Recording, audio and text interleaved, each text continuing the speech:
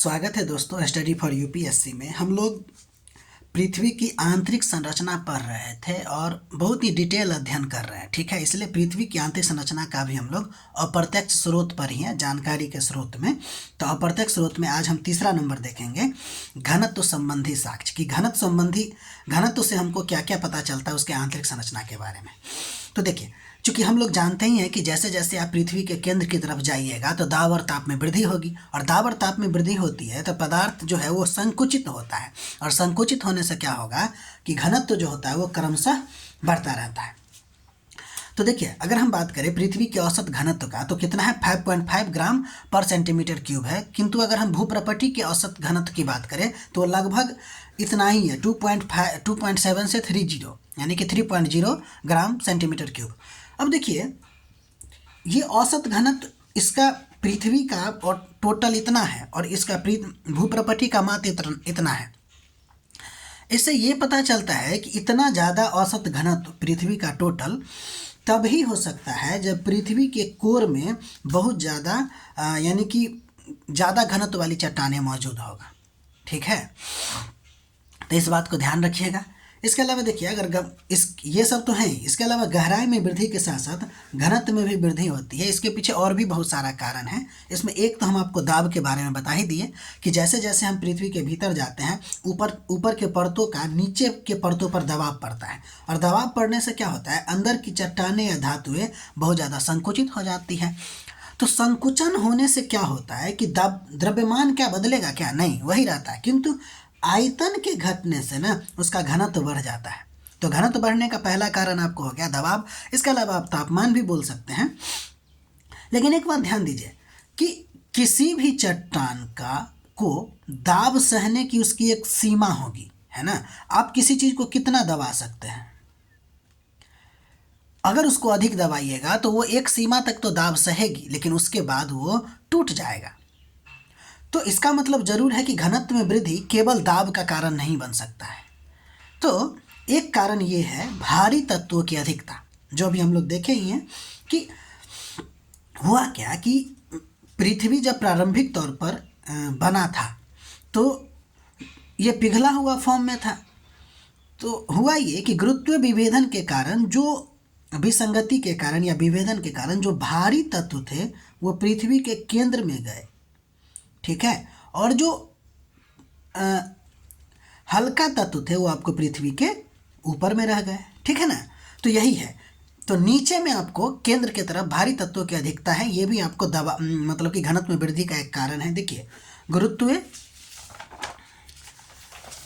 पृथक्करण या विभेदन के कारण प्रारंभिक पिघली अवस्था में जो पृथ्वी था उसमें हुआ ये कि भारी पदार्थ केंद्र की ओर चला गया और हल्का पदार्थ ऊपर ही रह गया। इस कारण दो बातें हुई। पहली बात तो ये हुआ पृथ्वी की परतदार आंतरिक संरचना की प्राप्ति हुई, और साथ ही साथ केंद्रीय भागों में लोहा और निकल जैसे अत्यधिक घनत्व के पदार्थों की उपस्थिति भी आपको देखने को मिलता है। तो ये सब आपको पता चल रहा है कि पृथ्वी के केंद्र में कौन कौन से पदार्थ हैं, ठीक। तो ये हो गया आपको घनत्व संबंधी साक्ष्य, हमको क्या क्या पता चलता है, ठीक।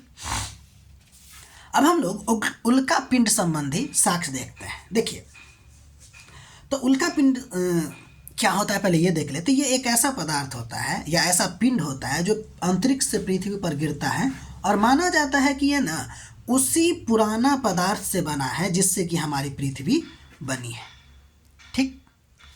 तो उल्का पिंड के अध्ययन से हमको दो बात पता चलती है। पहली बात तो ये पता चलती है कि उल्का पिंड में ना आपको ज़्यादा मात्रा में लौह और निकेल पाया जाता है, और उससे कम मात्रा में सिलिकेट खनिज पाया जाता है।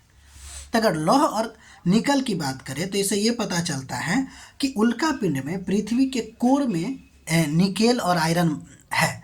तो इससे ये पता चलता है कि पृथ्वी का भी कोर आपको निकेल और आयरन से बना है, और इसीलिए उसका घनत्व बहुत ज़्यादा है। दूसरा अगर बात करें तो सिलिकेट खनिज भी आपको उल्का के अपर वाले पार्ट में पाया जाता है। तो इससे हम ये अंदाज़ा लगाते हैं कि पृथ्वी की जो भूप्रपटी है और मेंटल जो है वह सिलिकेट पदार्थों से बनी है, ठीक है। तो इस प्रकार अगर हम कहें तो उल्का पिंड जो है वह पृथ्वी की आंतरिक संरचना के बारे में महत्वपूर्ण प्रमाण देते हैं। तो ये एक प्रकार का प्रामाणिक स्रोत ही तो हुआ, ठीक है ना। अब देखिए, अगर हम अगला नंबर साक्ष्य की बात करें तो उसका नाम है भू चुंबकत्व संबंधी साक्ष्य। देखिए, अगर आप किसी भी चुंबक को एक रस्सी में बांध के खड़ा कीजिएगा तो हमेशा नॉर्थ और साउथ डायरेक्शन में ही जाएगा, ठीक है ना। ऐसा क्यों? क्योंकि हमारा पृथ्वी खुद एक विशाल चुंबक की तरह व्यवहार करता है और इसका जो चुंबक क्षेत्र है वो पृथ्वी के चारों तरफ फैला हुआ है। तो क्या पृथ्वी का चुंबकीय क्षेत्र आपको अस्थायी चुंबक से बना है क्या? तो नहीं, ऐसा नहीं है। वैज्ञानिकों का कहना है कि ये जो चुंबक है ना वो आपको डायनमो थ्योरी से उत्पन्न होता है, अस्थायी नहीं है, अस्थायी है। इनके अनुसार पृथ्वी का डायनमो थ्योरी के अनुसार ये पता चलता है कि पृथ्वी का जो बाह्य कोर है ना वो तरल अवस्था में है और इस तरल अवस्था में क्या होगा, पिघला हुआ मैग्मा, पिघला हुआ लोहा और निकेल है और ये एक प्रकार का जो है ना मतलब मैग्नेटिक सब्सटेंस होता है। तो पृथ्वी जब घूर्णन करती है तो इन तरल धातुओं में आपको विद्युत धाराएं उत्पन्न होती है और यही धाराएं जो है आपको चुंबकीय क्षेत्र बनाती है। आप जानते हैं क्लास 10th में एक चैप्टर ही है कि क्या कहते हैं उसको, विद्युत धारा का चुंबकीय प्रभाव। तो जब विद्युत धारा चलती है ना तो उसमें अपने आप चुंबक जो है चुंबक का व्यवहार करने लगता है वो, ठीक है। कौन? तो तार। समझ में आ रही बात? तो ये बात को ध्यान रखिएगा, ठीक है। तो ये यानी कि यही धारा जो है चुंबकीय क्षेत्र बनाती है। तो इससे निष्कर्ष क्या निकला है? निष्कर्ष ये निकला है कि पृथ्वी का जो बाह्य कोर होता है वो तरल और अत्यधिक घनत्व वाला होता है, ठीक है। ये सब आप नोट बनाइएगा, ये बहुत ही वीवीआई पॉइंट सब बन सकता है, ठीक है ना।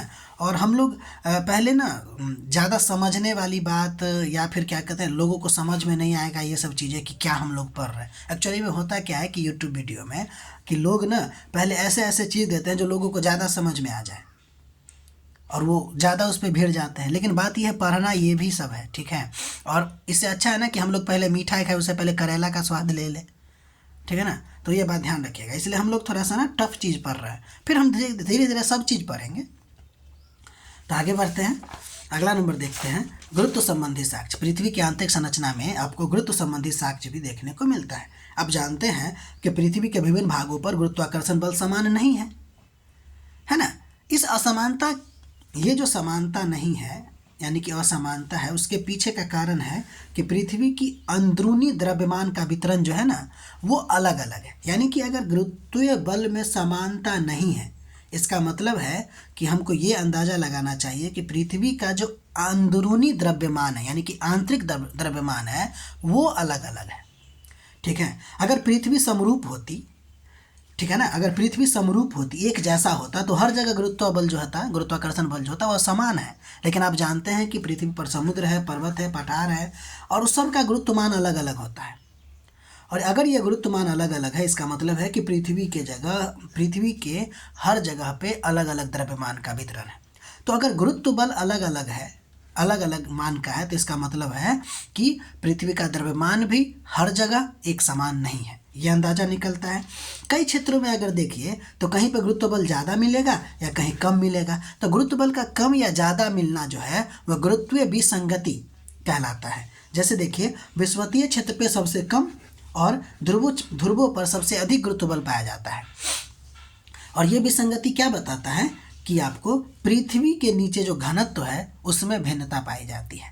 तो ये सब आपको निष्कर्ष निकलता है कि गुरुत्व संबंधी साक्ष्य क्या बताता है। अगर कहा जाएगा कि पृथ्वी के आंतरिक संरचना में गुरुत्व बल का क्या योगदान है, तो पहला योगदान ये है कि हमको ये बताने का कोशिश करता है कि पृथ्वी के अंदर का द्रव्यमान जो है वो अलग अलग होता है। और दूसरा कि पृथ्वी का जो नीचे का घनत्व है उसमें विभिन्नता पाई जाती है, ठीक है। तो ये सब हम लोग प्रमाण पर है पृथ्वी के आंतरिक संरचना से रिलेटेड अप्रत्यक्ष स्रोत में। अब सबसे इम्पोर्टेंट स्रोत जो पृथ्वी के आंतरिक संरचना के लिए माना जाता है वो है आपको भूकंप संबंधी साक्ष्य। तब हम लोग इसका डिटेल अध्ययन करेंगे, पहले भूकंप क्या होता है इस सब के बारे में, और फिर हम देखेंगे कि भूकंप और पृथ्वी के आंतरिक संरचना से में क्या रिलेशन है, ठीक है। तो आज यहीं तक हम लोग रखते हैं, ठीक है।